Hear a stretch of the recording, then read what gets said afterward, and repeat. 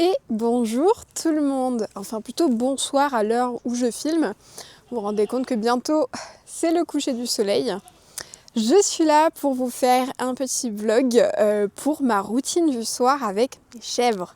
Voilà, je pense que ça vous intéresse un petit peu de voir mon quotidien, donc je vous embarque avec moi, direction le soir, le nourrissage. Il faut savoir que j'ai plus de 150 animaux à la ferme, donc des cochons d'Inde, des lapins, plein de choses. Et le soir, je vérifie uniquement l'eau pour les cochons d'Inde et les lapins.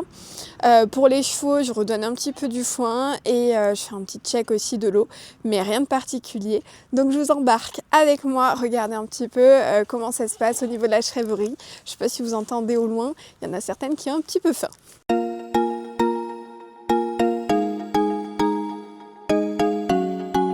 Donc on va rentrer dans le bâtiment, vous voyez il y a un nouveau logo. Bienvenue à la ferme parce que je viens d'adhérer à ce réseau.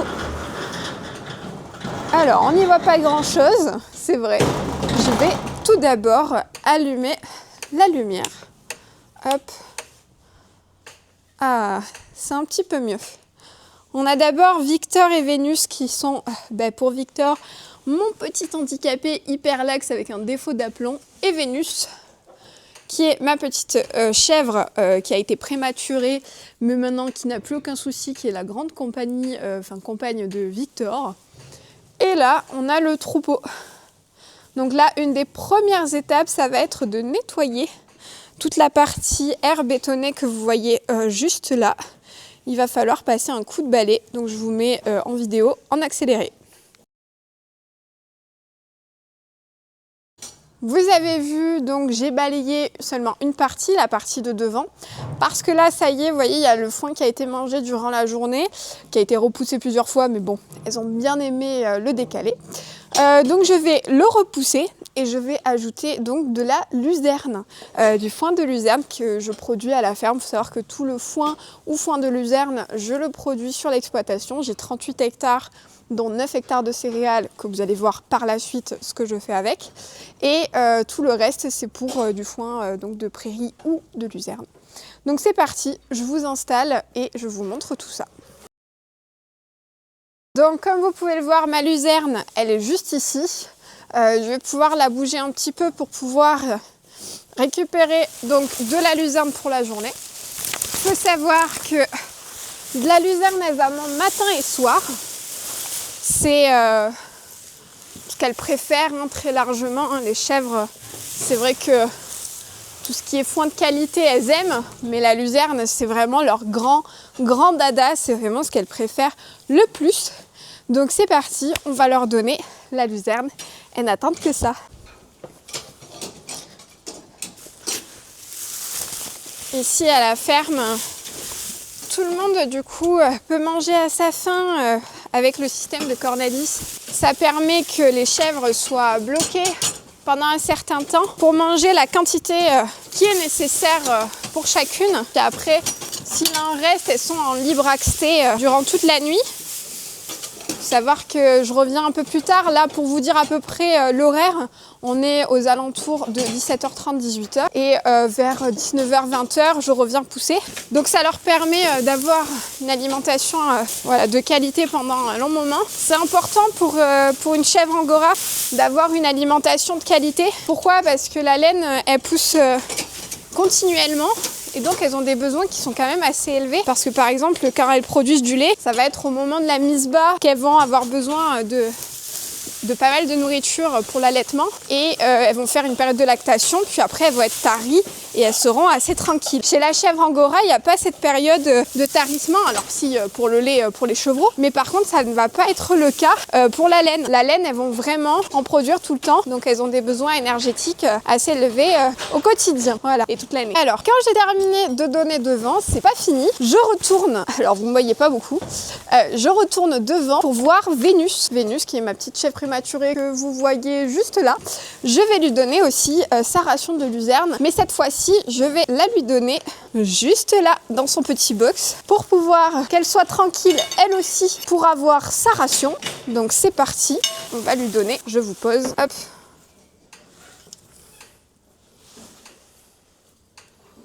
Donc c'est parti, vous voyez, elle a son petit box. Donc elle va rentrer à l'intérieur. Hop, allez. Elle le sait, elle a l'habitude. Elle sait que c'est son petit endroit où elle a sa petite ration du matin et du soir. Victor, lui, il ne rentre pas. Il reste, il fait sa vie tranquillou. Il a le droit d'avoir accès au devant. Je vous montre tout de suite. Donc là, j'ai pu sortir le petit Astro et qui est juste là. Et Victor, je lui ai ouvert la partie où il est juste ici en train voilà, d'embêter les chèvres qui, elles, sont bloquées. Mais vous voyez, toutes, elles ne sont pas bloquées. Donc il va falloir que je mette aussi de l'alimentation dans ce nourrisseur là-bas en bois où vous voyez qu'il y a 2 chèvres qui aiment bien m'embêter et aller à l'intérieur me faire plein de petites saletés. Donc quand j'ai donné à celles qui sont ici et celles qui sont devant, je vais pouvoir finir par donner à mes boucs, donc qui sont aux 2 extrémités là-bas. Je vais leur donner également du foin notamment. Et puis après le grain quand tout le monde aura fini de manger. Parce que oui, il faut savoir que je leur laisse à peu près 40 minutes, à peu près 40 minutes de manger tranquillement leur luzerne pour ensuite donner du grain pour qu'elles aient bien ingéré. Donc c'est le moment où je vais aller rentrer les poules par exemple, je vous embarque avec moi. C'est le moment d'ailleurs, si vous n'êtes pas abonné, de vous abonner à la chaîne. Si vous aimez ce genre de contenu, n'hésitez pas aussi à me le dire en commentaire parce que c'est vrai, c'est super important. Je réponds peut-être pas à tous les commentaires très rapidement parce qu'il faut savoir que je suis sur plusieurs plateformes, que ce soit TikTok, Instagram, Facebook ou bien YouTube comme ici, puisque c'est ce format-là que j'essaye de travailler de plus en plus. C'est difficile pour moi de répondre à tous les commentaires. Ça ne veut pas dire que je les vois pas. N'hésitez pas, quand je laisse un petit like, c'est que vraiment j'aime beaucoup votre commentaire. Maintenant que j'ai donné à manger, que ce soit au bouc, donc la luzerne et aussi juste ici, je vais pouvoir terminer de nettoyer cette aire bétonnée. Donc je vous embarque avec moi. Cette fois, pas en rapide, vous allez rester avec moi. En même temps, je discute avec vous. C'est vrai que c'est assez répétitif, le métier d'agriculteur. On fait souvent la même chose. Par exemple, nourrir matin et soir, nettoyer. Voilà, il y a vraiment quelque chose qui est dans l'ordre du fait de répétition. Mais c'est quand même une répétition que j'aime bien, ça me donne un petit cadre de vie. C'est vrai que certes on fait la même chose, mais il y a une satisfaction derrière de voir que tout soit clean et que tout soit nickel. C'est vrai que c'est super important pour les éleveurs notamment, voilà, d'avoir quelque chose qui soit toujours propre, toujours net. C'est vrai que c'est super important. Si vous venez un jour en visite à la ferme, vous n'hésiterez pas à me dire si vous trouvez ma ferme clean. C'est vrai que ça demande énormément de temps, hein. Il y a beaucoup d'espace, que ce soit par les endroits où on a nos cultures ou bien les endroits voilà, où il y a des visites et des gens qui passent. C'est vrai que ça prend énormément de temps. Mais bon, c'est un plaisir, c'est vrai que c'est un métier passion. Je voulais venir là-dessus parce que c'est vrai que beaucoup, quand ils voient mes vidéos, qu'ils voient mes petites chèvres qui soient adorables, qui trouvent ça vraiment merveilleux d'élever donc des chèvres pour la laine, je trouve ça aussi merveilleux puisque j'ai choisi ce métier pour ces raisons. C'est vrai, c'est génial, mais ça demande énormément de temps et d'investissement. On m'a déjà demandé, voilà, une personne souhaitait changer de métier pour avoir moins de stress. Je ne dirais pas qu'élever des animaux, c'est moins de stress. Parce qu'en effet, travailler avec du vivant, c'est travailler avec quelqu'un qui peut tomber malade, avoir des soucis de santé, et puis il faut se le générer, ce revenu.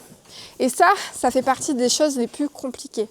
Moi, j'ai eu énormément de stress quand je me suis installée, de savoir si j'allais réussir à gagner ma vie avec cette activité, une activité tout à fait nouvelle sur la ferme, voilà, qui n'avait jamais été faite, une activité qui est quand même de niche, c'est-à-dire que trouver sa clientèle, ce n'est pas simple, parce qu'il y en a beaucoup qui sont là pour consommer, que ce soit de l'alimentation, mais là on n'est pas sur de l'alimentaire, on est vraiment sur des besoins qui ne sont pas nécessaires, mais bien de plaisir, et ça c'est pas simple. Réussir à trouver une clientèle qui souhaite consommer mieux, qui souhaite avoir des vêtements de qualité, qui souhaite vraiment investir, c'est vrai que ça prend du temps. Donc là, ça fait 2 ans et demi que je suis installée et je commence à trouver ma clientèle. Mais ce n'était pas le cas au début, c'était vraiment le flou total. C'est vrai que je me suis dit, dans quoi je m'embarque ? Très clairement, ça va être compliqué. Et est-ce que 2 ans et demi après, je regrette ? Je ne pense pas. Je pense pas regretter parce que c'est une aventure de tous les jours, un vrai plaisir quand je fais des colis notamment pour vous envoyer du mohair. J'y prends énormément de plaisir parce que je sais que vous voyez la démarche derrière. Parce que pourquoi on achète chez moi ? Ben c'est pour tout ça, c'est pour ce cadre de vie, c'est pour voilà, la transparence que j'essaye de transmettre et puis aussi pour avoir des vêtements de qualité parce que vous savez que c'est du textile français produit par des chèvres qui sont dans un bien-être que j'essaye qu'il soit au maximum en fait. C'est vrai que je ne dis pas que tout est parfait, loin de là parce que j'apprends encore énormément mais je pense que dans ce métier, donc dans l'agriculture, on apprend tous les jours. Pour moi, rien n'est acquis. Et tout est encore à faire. Tant qu'elles sont en train de terminer de manger le foin, moi je vais aller fermer aux poules. Je ne peux pas vous prendre avec moi parce que ça y est, il fait nuit, donc vous verrez rien du tout. Mais on se retrouve tout de suite pour vous et moi d'ici 15 minutes pour leur donner tout ce qui va être céréales. Donc ça y est, j'ai pu fermer aux poules. Ça fait un petit moment qu'elles sont en train de manger. Je vais pouvoir repousser le foin de luzerne et le foin et je vais pouvoir leur mettre des céréales. Donc là, ça y est, j'ai pu faire une allée vide juste devant. Donc c'est parti, je vais aller chercher les céréales que je vais vous montrer un petit peu pour vous dire ce que je leur donne. Donc si vous voulez savoir qu'est-ce que je leur donne, eh ben, je leur donne un mélange de pois, de veste, de triticale et d'orge. Je ne sais pas si je ne l'ai pas dit 2 fois. Et du coup, ça elles en ont matin et soir. Je donne 2 seaux pour la rangée. Donc voilà, ça représente 2 à 300 grammes par chèvre à peu près, donc 2 fois par jour. Et il faut savoir qu'avant la mise bas, je leur donne aussi un complément. Et pendant la lactation aussi, qui est fait donc par ma coopérative avec qui je travaille. Voilà. Donc ça, c'est pour l'alimentation. Je vais vous montrer un petit peu comment ça marche pour leur donner. Donc là, c'est parti. Je vais commencer à donner. C'est à peu près un rythme. Voilà, il faut savoir que j'en donne un petit peu plus aux chèvres qui en ont besoin, qui sont un petit peu voilà, plus maigres. Là, je réouvre les cornadis parce que certains ne voulaient pas venir pour le foin de luzerne. Par contre, pour ce qui est du grain, là, elles viennent un peu plus. Donc là, ça y est, elles ont reçu l'alimentation dont elles avaient besoin.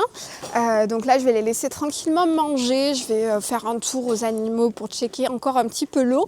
Et après, je vais repousser le foin de luzerne et le foin tout court pour pouvoir après les libérer et qu'elles puissent y avoir accès en libre.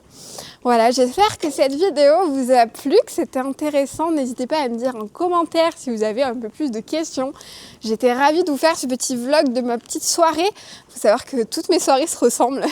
C'est un peu obligatoire, c'est-à-dire que pour moi c'est compliqué de partir, que ce soit en week-end ou en vacances, parce que elles, il faut les nourrir. Je ne peux pas leur dire allez, ce week-end je ne viens pas parce que je veux partir. C'est comme ça le métier d'agriculteur et agricultrice et surtout d'éleveur. C'est vrai qu'il faut être présent pour leurs animaux, pour nos animaux. C'est super important, mais ça reste un réel plaisir de les voir manger tranquillement, être en forme et produire des choses de qualité. Ça, c'est vraiment merveilleux. Donc je vous dis à très bientôt pour une prochaine vidéo.